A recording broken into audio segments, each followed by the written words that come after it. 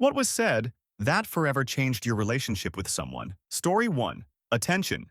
Serious tag. Notice jokes, puns, and off-topic comments are not permitted in any comment, parent or child. Parent comments that aren't from the target group will be removed, along with their child replies.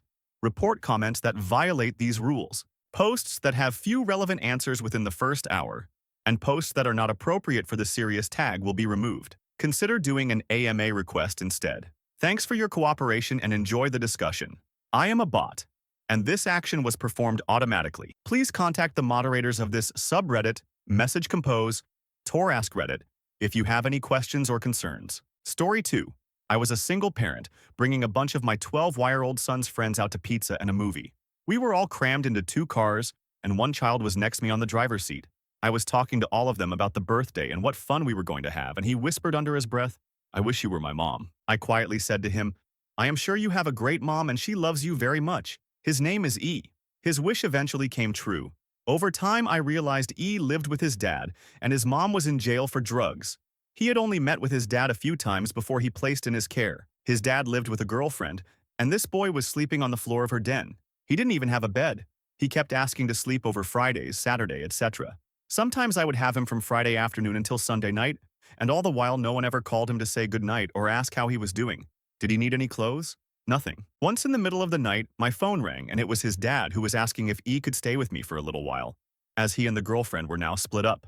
I said yes, of course. That was in 7th grade. I had him all through high school and through college. Kids in school knew he lived with me, and when they were 14, a police car pulled, and another child got out and walked right into my house. His name is G's parents both went to jail, and when the police asked him if he had a place to go, he said he knew of a lady that takes care of kids. In all of my life, I think that is the most wonderful thing ever said about me. We bypassed the state and just let them stay as long as they needed. Occasionally, I would hear from their parents, but it was basically a terrible situation for both of them. My actual son is 30, and my 2 adopted kids are both 31 years old now, and everyone is doing great. Finished college, got good jobs, getting married, having kids. It is all good.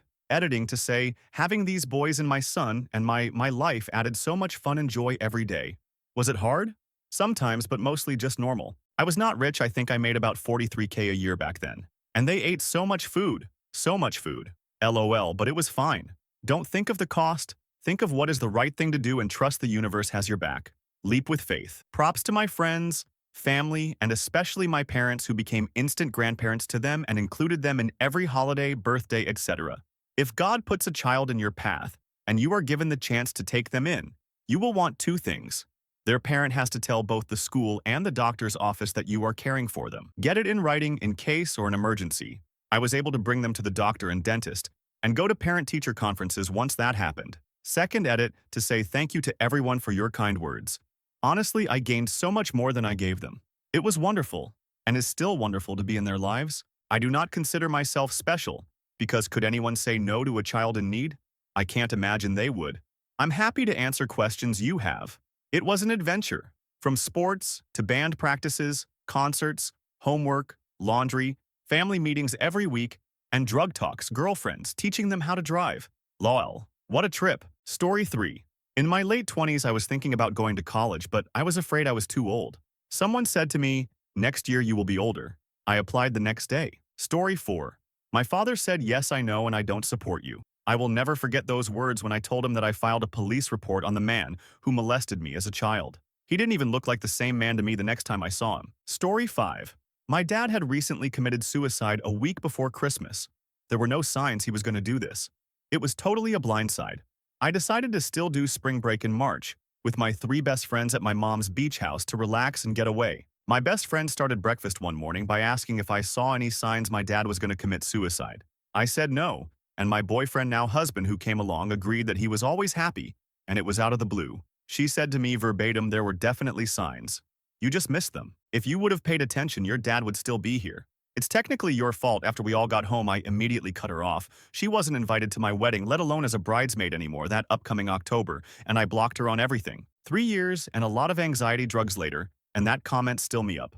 Edit did not realize this would get so popular. If anyone you know has done this, and you feel like you missed the signs, Dawn, is not your fault. You loved them the best you could, and they still love you, wherever they are now in this cosmic crazy universe. Live life to your fullest, so when you meet again, you can give them the most hella updates on what happened.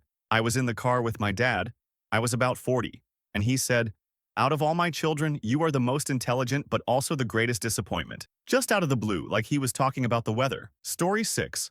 About a year into our marriage and after I had moved across the world for them and left everything I'd ever known, the more I get to know you, the less I like you. I am ashamed to say it took 3 more years before we were done. Edit. I did not expect this comment to blow up. Was pretty buzzed when I originally posted it too, so here's some edits updates. It took 4 more years, not 3. He made the decision to call it quits, which makes me feel even more ashamed in a way. However, after the first days of just complete shock, I felt incredibly free. His decision forced me to give up on the idea that somewhere deep inside of him he still had a resemblance of the man I fell in love with. I did, of course, let him know that his comment really hurt my feelings. He just doubled down on why he felt that way and why he had a right to tell me. Only afterwards did I realize the kind of abuse this man put me through. It is almost impossible to recognize it while you're in the midst of it, especially when it escalates so gradually. To everyone replying with your kind comments, thank you so much. It has been just over a year and I am indeed thriving now, and he definitely is not. To everyone who is in a similar situation, it may seem overwhelming and impossible to get out. It may feel like it'll be the hardest thing you'll ever do. Just know that it will never be harder than staying. Story 7. My mother telling me that being raped at 15 years old was my own fault, and then half an hour later proceeding to full-on cry over a news segment about a woman on a mine site being assaulted as she was walking back to her room, and wail to my father about how awful and tragic it was. And then my father telling her to keep her voice down so I didn't hear it, and start ranting again about what happened to me and how it wasn't my fault because he couldn't be bothered having to listen to it anymore. Yeah, those cunts. I won't even be going to their funerals. Story 8. When I told my ex-husband that I had been struggling with thoughts of killing myself, he replied, "All I heard you just say is that you'd rather be dead than be with me. Way to make it all about yourself, buddy. Thanks, ETA." He said this while we were arguing about him banging somebody at work, so while I wish it was said from a place of shock or fear, it was not. I was trying to open up about why I'd been so withdrawn lately because he kept saying that was why he was doing it. I had been afraid of telling him because I thought he would judge me. Story 9. My grandmother's dog died, and I went to her house to comfort her. We'd always been very close, so I stayed for a while, even though we had been fighting quite a lot. Well, I went over there and she cried while I comforted her. But then that's when she said something that still sticks in my head. She told me, "Why couldn't something happen to you instead?" and walked away. I immediately went back home and stopped all contact with her for a few weeks. She still denies saying that. Edit. I wanted to say thank you to everyone for the kind words. To answer a few questions, yes, I am still in contact with her as she only lives a few houses down from me. It's hard to cut off someone that close. I distance myself, though. Sometimes we still fight and we don't talk all that much. But I'm doing better these days. Story 10. My mother told me that she believed that I hate her while I was at her house giving her money because she needed help to get through the week. I can still feel the hole that statement left in my heart. Story 11. Had a doctor tell me, 3 inches from my face, "There is absolutely nothing wrong with you." He seemed livid that I was wasting his time. Never ran a single test. Then recommended a psychiatrist. Once I finally found a new doctor, he found that I have late-stage cancer. Could have been caught much earlier if the first doctor listened. Also, had a friend tell me that she had already grieved my impending death, so that's why I haven't seen or heard from her most of my cancer battle. I was already dead to her. I have no trust in anyone at this point. Story 12. I had a buddy who I knew since first grade. He was always arrogant and abrasive, but I tolerated it over the years. He went away to some college in Europe and came back desperate to act rich and be high society. And he used to say the most horrific, talk about how he purposefully wanted to hire people to work for him who were in debt. His reasoning is it would afford him the ability to treat them poorly, and they couldn't afford to quit. He legitimately hated poor people and talked about exploiting them all day. One day, we were at a grocery store that had a sandwich bar. He asked the lady who was making the sandwich for a certain topping, and she said it costs extra. He kept pushing her to give it for free, and she relented, saying she'd get fired for doing so. He said, "Nah, you'd probably get written up but not fired." When we got into the car, I let him have it. I said, "How would you feel if that woman lost her job because of you?" He started laughing. "I don't give a... It's a shitty job. She can go get another shitty job." So I graduated college and got my first job. Pretty entry-level, terrible hours, little pay. He kept pressing me to tell him how much I made, and I kept turning him down. Finally, I did. Once he knew it wasn't much. One day, we met up before my night shift job to get a coffee. He could see how tired I was. Then he went on a tangent on how people who get out of bed for less than 6 figures are stupid, and he'd never be that stupid. I didn't snap. I just said, "I'll talk to you later," and got into my car and left, and never returned his calls or spent any time with him ever again. Some other friends gave me flack for it, but he them over too at a later date. I'd like to say as soon as I stopped hanging out with him, my life got so much better, like better job opportunities, and have gone way further in life. I didn't realize at the time how damaging it was to hang around with somebody who was so callous and would dump on me to try and elevate himself. It's straight up like being in an abusive relationship. Once you are free of that abuser, you can do so much more. Story 13. My therapist said I've only been friends with you for so long because it's convenient. I don't have to try to make other friends or get out of my comfort zone. But other than that, we aren't really friends anymore. I think she might be right. Said to me by my best friend of 20 years. He was like an older brother to me. We were so close that we would have crazy ESP moments of texting each other the same thing at the exact same time. We just knew each other that well. He was my platonic soulmate. It's been 4 years since he told me that. 4 years since we last spoke. I just can't seem to heal this one. Story 14. My ex spent about 8 years always going on about being child-free and not wanting to ruin her life with kids. I was always on the same page because I know I don't want kids. One random day, she says, "You know, I'm thinking I'd like to have kids. I don't want to go through the hassle of raising them, so maybe we'll hire a nanny like my parents did. But I totally have baby fever, and I'm not refilling my birth control anymore." That was the beginning of the end of our relationship. Story 15. When I was 11, my mom came up to me out of nowhere and said if she ever had to choose between me and my stepdad, she would choose him. When I was 12, my absentee drug addict father showed up to my grandparents' house on Christmas and asked if he could borrow the money I just got from them as my gift. Story 16. I wasn't feeling much after my dad died and we hadn't been close in years, but still he was my dad. My friend said that I had been grieving this relationship for years already. It helped. Story 17. I met my wife back in college. I was her English tutor. At the time, I was dating a woman with a very manipulative personality. I was not used to having a girlfriend, wasn't confident, and she humiliated me when she couldn't get what she wanted or was in a bad mood. So my student, let's call her A, and my girlfriend at the time, let's call her K, ended up meeting in the middle of a tutoring session. K was mad that I was with another woman, even though I was being paid to tutor her. She interrupted us, saying she was going to be helping and keeping an eye on us. She didn't help. Instead, K made rude comments and jokes at as hard time pronouncing L and R sounds. Pretty understandable, given those sounds aren't too common in Japanese. It couldn't understand, but she could tell she was being insulted. The look on her face was pretty hurtful. Then and there I grew a pair. After a brief and rather embarrassing argument where I told Kay that she was being disrespectful and she should just off until I'm done, she stormed off. I apologized profusely to A, saying today's fee was free and I'd understand if she wanted to find another tutor.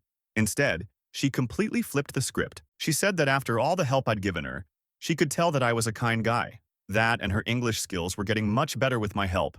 It was just strange to her that somebody like me was with someone as mean as Kay. You're here working and your girlfriend didn't even bring you any food. That is weird in Japan. Needless to say, that caused me to rethink my life. But what sold it was our next session. This woman made a whole bento lunch, by hand, to our lesson. We're talking rice, cut winers, eggs, the whole 9 yards. It was delicious. I was floored, and I thought, if this was how she'd treat her tutor, how would she treat her man? I went from student to diamond in my eyes. And so, I broke up with Kay. Over the following months, A and I got closer. We kept in contact after she went back to Japan. One long-distance relationship and 7 years later I live in Japan now. We're married with 2 boys and a girl on the way. All because of a little kindness. Edit, thank you all for the love and upvotes. Story 18. I let it slip at a doctor's office that I was feeling hopeless and down for weeks prior. But I lied and said that it was because of the news when in actuality, I wanted to attend God's meet and greet. I lied because I saw that my mom was glaring at me and shaking her head as if to say, "No, you haven't." She got all mad and stormed out and yelled at me in the car. Do you know how this makes me look as a mother? I was 13. That's when I realized my mother never cared about her kid, only appearances. And so I appeared to love and care about her for the coming years. Story 19. For 3 years, someone and I worked together side by side and developed a close friendship. One day I got promoted to manager and became his boss. He threw a tantrum and screamed for hours, then refused to talk to me. Now his boss for 3 days. When I finally scheduled a one-on-one meeting, he told me my sole job now is to make it clear they made the wrong decision. It's in my best interest to make sure that you fail. I tried for about a month to make it work, but eventually he had to be let go. That was the end of that friendship. Story 20. I was barely holding it together as I was talking to my dad about how I'd be having to make some calls to the bank because there were thousands of dollars missing from my account. And he just casually says, "Yeah, that was me." He'd decided, without asking, to use my money to pay for household expenses, like changing the tires on the car. Thousands of dollars gone. Just thinking about now, it puts me in the mindset of a desperate man with nothing left to lose. The reason I didn't pursue legal action was because I'd be spending thousands more just to send him to prison. Instead, I moved out ASAP and haven't seen or spoken to him since. Story 21. I was a dinosaur kid when I was little. Consumed books and information. I wanted to be a paleontologist. This was all maybe 6 to 10 years old. My obsession cooled a little bit, but I still really think they're awesome. My aunt and her family are very Christian. My whole family is, but she was a lot more hardlined. She homeschooled her kids, didn't own a working television, and restricted a lot of food as well. Just a controlling person, really, but we didn't see them often, and she was just quirky to me.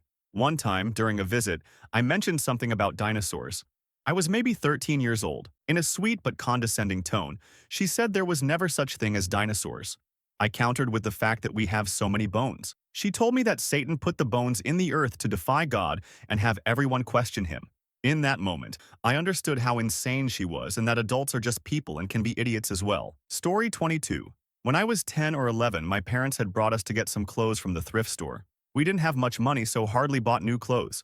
Most of my clothes I'd wear until there were holes or they didn't fit. My dad brought over some pants in the size I had been previously. He was angry and frustrated since it was late and he didn't want to be out. When I said they didn't fit, he told me that you've gotten fat before storming off. I started middle school worrying about my weight and defaulted to an eating disorder. I even now still have issues with my weight and self-worth because of it. Story 23. I asked my super rich aunt for help paying my rent once, and she called my sister to ask her what was going on since they were much closer than we were. My sister and I had been extremely close all of our lives. She told my aunt not to help since I was a drug addict, and that's where all the money was going to go. I've never done drugs other than some pot. I got evicted and ended up having to quit my job and move across the country. We now haven't spoken in almost 5 years. Story 24. When my friend told me, she knows. A few months after my mom died, I was talking with a good friend, both 38 at the time. I was my mom's primary caregiver. I was reflecting on how hard it was at times. I mentioned helping my mom with medicines, and my friend said I know my name. I began spewing what my mom and I went through, and she really listened. I realized without having gone through this herself, she understood completely. We've been friends since 3rd grade. The type of friends that pick up where we left off. That last, empathetic. I know my name hit my heart something fierce. We've been so much closer since then. Story 25. Maybe we need a divorce. Twice edit. I foolishly married young when I was in the military. Divorce number 1. A decade later, I divorced again with a different woman. I have 2 kids with 2 different moms. It's all a mess. I ruin everything. Stay away, y'all. Story 26. When I was 9, I used to clean the house thinking will make my mom say positive things about me. I overheard her talking with my aunt on the phone and said, I wish she's a normal girl and act like a girl and not always cleaning the house. I went crying in my room after that. Story 27. My friend said to me, you wouldn't let a boyfriend treat you like this, so why would you let your mother?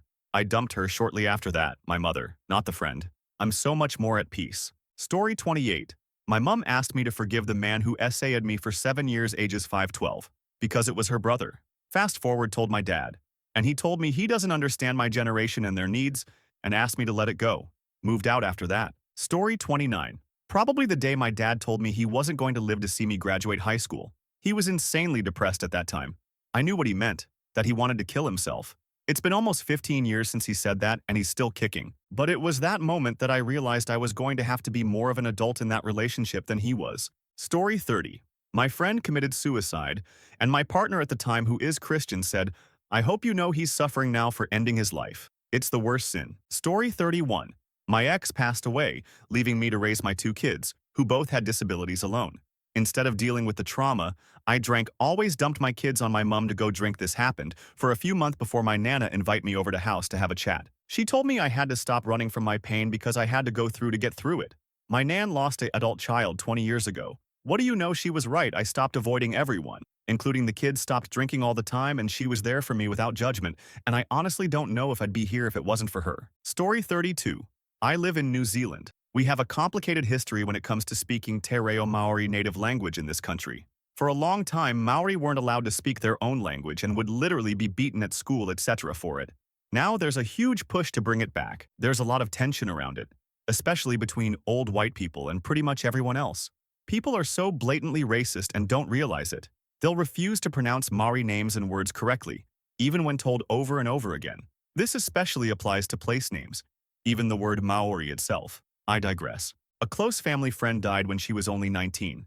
Her mother is Maori. At the funeral, her maternal grandfather spoke in Maori. My grandmother, who was standing next to me, leaned closer and whispered in my ear, in an aggressive tone, "Speak English." She was literally angry that a man was speaking his own language at his own granddaughter's funeral. In that moment, I lost all respect for my grandmother. Story 33. I'm just Dave. Ex-Uncle Dave. My aunt cheated on him, and it broke my heart. Then he found another who was scared of old family ties. So he personally informed me he was no longer my uncle, despite being the best uncle ever. He tried to reconnect at the end of his life, but I didn't have time for just Dave. Story 34. Guy I was friends with was hanging out at my place when my little sister, 10 at the time, he was 14 and I was 15, walked in and asked me for something, I don't remember what, and he said something rude like, "Go away, kid," or some. And she threw shade back, saying, "Maybe you could leave, you tub of lard." He was fat, and then he immediately said, "Go away before I use it on you." And I looked at him with disgust. And it took me all of my willpower not to clock him and throw him outside, and I just told him to leave immediately, blocked him everywhere, and told all of our mutuals what happened. Story 35. My partner was mistreating me emotionally, and I called him on it. I used the term emotional abuse after many discussions with my therapist about it, and he really took it very personally. He did his homework and figured out how to be a better person. Story 36. My grandma told me, "You are a sad, broken person," when I was literally 90, ready to end my life. She knew what I had just been through. She knew I had nothing left, but had to defend my abusive grandfather that was driving me to suicide. He died, and she tried to mend the relationship, but I don't think I'll ever get over that. Story 37. I told a bare acquaintance that I was going through a divorce. She asked, "Am I happy for you or sad for you?" It was so nice to have someone acknowledge that a divorce could be something I could be happy about. It was also so empowering for her to essentially ask me which way she could be emotionally supportive of me. Story 38. I have stage 4 colorectal cancer and was having a large chunk of my liver removed 2 years ago. I called my son's dad to give him instructions in case anything happened, as my adult son is bipolar, and his dad doesn't give a, he said, "I hope you die." You'll never forget that one. Story 39. You are actually delusional. Because I got so exasperated during a late-night argument that I used a metaphor to try to explain myself. That was the moment I realized how toxic and emotionally abusive it had become. Story 40. My sister told me during an argument that she thinks the reason my husband was depressed and wanted to kill himself was because of me. I can see her the same after that. It's all I think about every time we talk. Story 41. You should go back to him. Father to daughter about a DV abusive man. Multiple times. He's just an old guy I visit now. His advice and words mean nothing. Story 42. I had just met a man and been dating him for only a few months when we were invited to a party with his friend group. I was hesitating to go, as whilst I'm an extrovert, I wasn't interested in hanging out with a whole tribe of guys I'd never met. Further from that, in the past I've had unpleasant interactions with a big group of young men, which of course added to my trepidation. I fully supported him going by himself. However, we had a conversation wherein he was trying to convince me to come. Somewhere in this midst of this discussion, he told me he loved me for the first time and expressed how much it would mean to him that I went with him as his partner. It was a very clear moment to me, wherein I instantly believed him, and is a very fond core memory of our first beautiful moment. He was very nervous to say this, and I hadn't seen this vulnerability in him yet. By the way, he's a very tall, muscular man, so needless to say it was surprising and incredibly endearing. It's now over 8 years later. We have a house of our own, a beautiful dog, and getting married April next year. I love him more and more every single day, and I truly believe that those very few words were a pivotal moment in our relationship.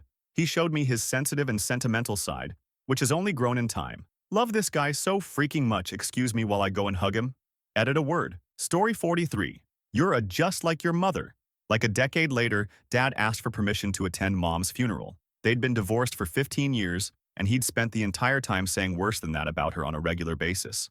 But when he asked, that's what rang through my mind, so I said no. So around 15 years later, I'm in my mid-30s, and Dad is begging me to come be his medical proxy in the hospital, make decisions for him in his final days like I did for my mother. After talking it over with the kindest and most empathetic person I've ever known, I broke NC for the first time in years to ask if he needed me to pull the plug for him. Because my friend was right. It'd be wrong of me to leave a rabid dog hooked up to machines experiencing a lingering, painful death no matter how much it hurt me in the past. Story 44. My extremely jealous ex-wife had a mental breakdown when I wouldn't give her the reassurance she demanded that I wasn't having an affair. This had gone on for years. I spent 20 minutes thinking, I'm going to have her committed, before she finally calmed down. She fell asleep and I went to sleep on the couch, but was so unsettled and worried she might try something that I was up most of the night. Things were never the same for me after that, and I brought it up about a year later to show her how unstable our marriage was when she apparently thought everything was fine. I told her, I didn't sleep because I was afraid you might come and stab me to death. I expected her to be dismissive or even laugh. Instead, all she said was, yeah, that was a really bad night. Story 45. She called me her safe space, her person. Time and time again, she proves what she feels with how easy it is for her to talk about the really heavy stuff when she feels alone in her struggles. And I'm all ears, always. Story 46. I miscarried our baby 2 weeks after he left for deployment, was gone for 12 months.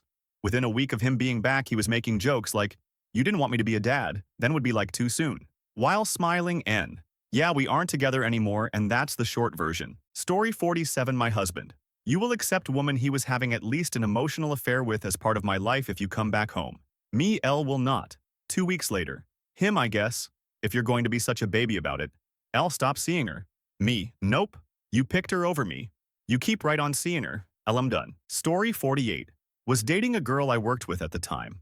I was on my way to work and found out one of my best friends from college got into a car accident and passed away. I got to work, sat down at my desk and just couldn't focus, so I told my manager and he said, go home. Take the day. I really appreciated that response. Then when my girlfriend got home, I was clearly devastated. I started talking about attending the funeral in DC while I was bawling. When she turned and said, oh, I have friends in DC, we can meet up with them. I was shocked that's where her thoughts immediately went to. It made me question her priorities in our relationship moving forward. We eventually broke up as she clearly wasn't the right person for me. Story 49. In the middle of an argument, my wife told me, you can be right or be married. She said she read it somewhere and it sounded perfect to her. Instead, I took it as a divorce ultimatum, which only caused more stress on me, and I actually considered divorce for the first time in our relationship. That boundary once crossed can never be undone. Story 50. When I told the person who assaulted me that they did not have my consent and that what had happened led to me nearly killing myself a couple months later, they replied, why do you put yourself in dangerous situations? I mean, I was stupid to think that telling them what they did would matter. There were dozens of signs that this person was unsafe and unhealthy for me, but by God did that feel like a slap to the face more than anything else. Really knocked the sense into me, and I cut them off after that. On a more positive note, anytime anyone has ever earnestly said, I'm sorry to me, my dad apologizing for not protecting me against emotional abuse I endured from a relative growing up, my grandmother apologizing for rejecting me for being queer and coming around to accept me, etc. A genuine sorry does actually change the relationship forever, and for the better, but they have to actually mean it. Story 51. She told me that her way of grieving the passing of her cat was to buy a kitten, bringing the total number of cats back up to 6. The only difference now is that the new cat would be the only one not infected with the contagious deadly disease that killed the first one. She lives in her home with her 4 dogs, cats, and a dozen other caged animals, but has no one to hang out with because she prioritized that kitten over our 10-year friendship. Story 52. What do you expect me to do about it? My mum, as she was dragging me back into my cousin's house after one of them tried to assault me. I was sitting in the living room, screaming for help, and instead of helping me, Mum came into the room and screamed at me to shut the up. I was acting like a spoiled brat as my cousin was shoving his foot into my vagina, well attempting to. My nan was sitting to my left, my aunt was on a chair to my right. No one said or did anything to help me. Nan tells my mum what my cousin is doing. Mum looks and walks off. I don't remember how I got free, but I did and ran. I left the house and started heading for the only person I knew there. Mum came after me and screamed it was all my fault, I was embarrassing her. I asked her how she could just let him do that to me. Then she made the comment. I already knew I was alone, but I didn't understand why I felt that way, but I knew then. She confirmed it. Mum was never going to save me. She would let them do anything they wanted to me, and it would always be my fault. If I fought back, the adults would hurt me more. I was about 12 when this happened. I was shell-shocked for days after. I just shut down and felt wrong. Mum dragged me back inside and her family tormented me for the rest of the evening over my tantrum. She said a lot of other stuff, that she hated me. I was a freak. Why couldn't I be like every other kid out there? She wished she'd never had me, but I think that one hits the worst. She just saw the scene in front of her when my nan told her what was up and walked off. She just let it happen. I embarrassed her with my tantrum. She completely ignored what was happening to me.